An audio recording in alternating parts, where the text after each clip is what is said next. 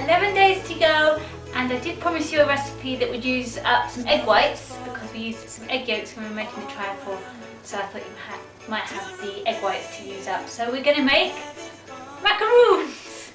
Now, a few disclaimers. I've never made these before. I've never actually knowingly eaten one, so I'm not entirely sure what they're meant to turn out like. I understand they're fairly delicate. They require a cool oven, and as you may know from previous clips, my oven doesn't do cool. And the recipe involves a piping bag, which I do not have. So there's a fairly high chance that this could go horribly wrong. But anyway, it's going to involve sugar and chocolate and cream, so even if it looks a mess, it would have to go really spectacularly wrong for it not to taste quite nice. So here are the ingredients. So it's like 2 cakey bits sandwiched together with a chocolatey ganache. So for the cakey bits we have ground almonds, icing sugar, cocoa, egg whites, vanilla extract, caster sugar, and for the creamy middle we've got the double cream and chocolate, and as you can see I've got white chocolate and milk chocolate because I'm going to make a batch of white ones and a batch of dark ones. Okay, for my first batch of macaroons, I've sifted 125 grams of icing sugar and 3 tablespoons of cocoa powder into this bowl. The recipe did say tablespoons. It seems like a lot of cocoa powder to me. I'm wondering if it actually meant teaspoons. I guess that'll become apparent as we go along. And then the next step is to add in 165 grams of ground almonds. I'm a bit worried about a recipe that is as precise as 165 grams because my scales aren't that precise, so it's a bit of an approximation. So I'm going to stir those into the icing sugar and the cocoa powder.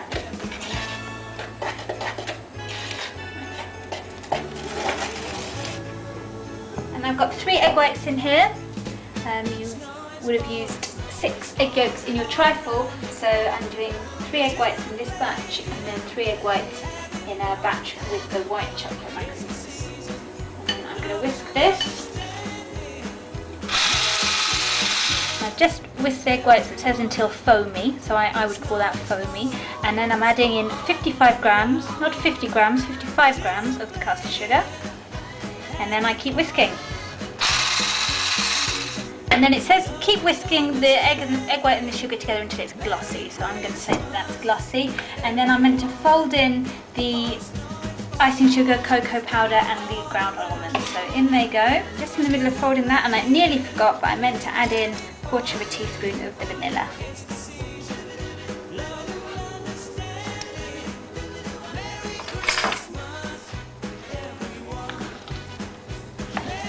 Okay, so that's what mine looked like after I folded everything together.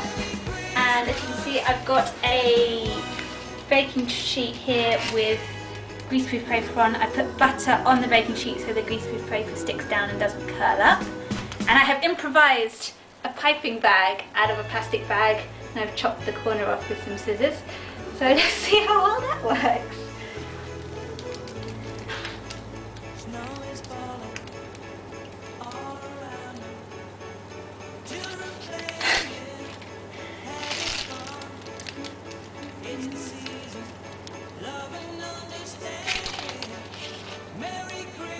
They look like little poos.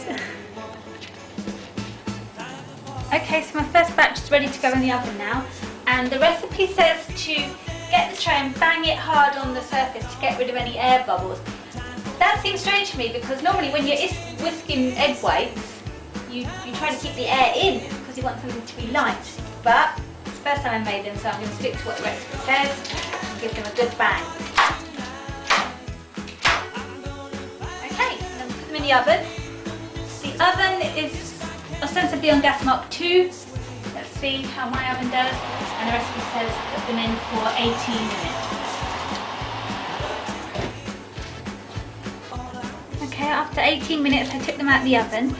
As you can see, I started off piping them quite neatly and they get more and more cowpat-like as I went along. In the interest of science, I did an experiment. This tray, I banged it like it said, This tray I didn't. I can't really see much difference between the two, to be honest. Right, so while those are cooling down, I'm going to make the ganache. So in this pan, I've got 100 mils of double cream. I'm just warming that through, and it says until just simmering. And then I've got in this bowl 100 grams of chocolate.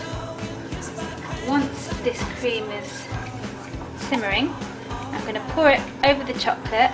And it says just leave it to stand for 2 minutes and then stir it together, and it should form a nice smooth paste which you can cement your 2 macaroon halves together with. I'm not confident, and my plan B is already in mind, which is that I'm going to use Nutella if it doesn't work. Well, there's my ganache, surprisingly successful. I just poured the cream on when it was simmering, let it stand for 2 minutes like it said, and then gave it a good stir, and it seems to have come right with no lumps. I'm quite surprised by that. I've let the macaroons cool down. I've let the ganache cool down a little bit as well.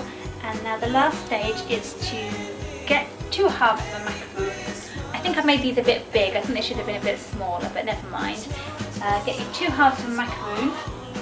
A little bit of the ganache on there. Excellent for filling in the sandwich. Stick them together. Look at the goodness.